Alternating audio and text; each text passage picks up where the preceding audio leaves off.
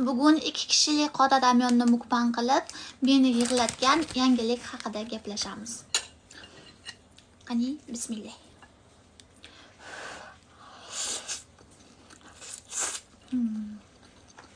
Piyoz bilan so'z ketadi. Piyozga qaraganda bambuk bilan ham zo'r ketadi, lekin uyda bambuk yo'q. Zakaz qilish kerak yana.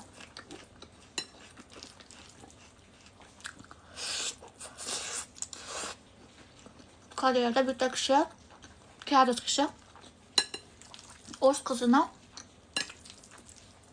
yoshligidan boshlab jinsiy aloqa qilib kelgan ekan qizi bilan.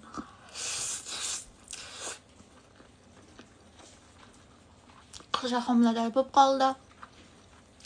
Qiz tug'di.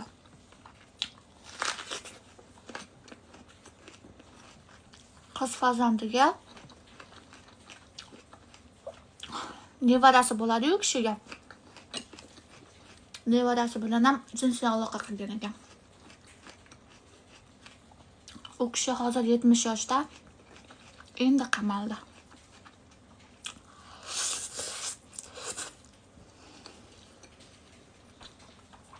Qiziga men siz yasholmaysan, men pul bilan ta'mirlayman, hamma narsa qilganman, men siz yasholmaysan deb psixikasini buzib qo'ygan ekan. U qizi men dadamsiz yasholmayman deb hamma aytganiga hop deb kelgan ekan. Endi u qiz homilador bo'lib qizli bo'ldi-ku. Qizigacha shunaqa qilayotganini ko'rib, dadasi shunaqa qilayotganini ko'rib, politsiyaga bergan ekan. Chidamaganini. U kishi endi 70 yoshga kirdi.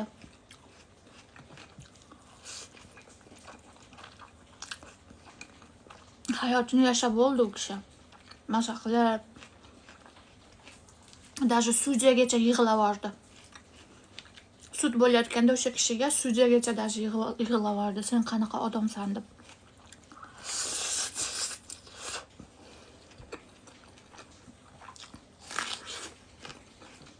Qamaldi u kishi.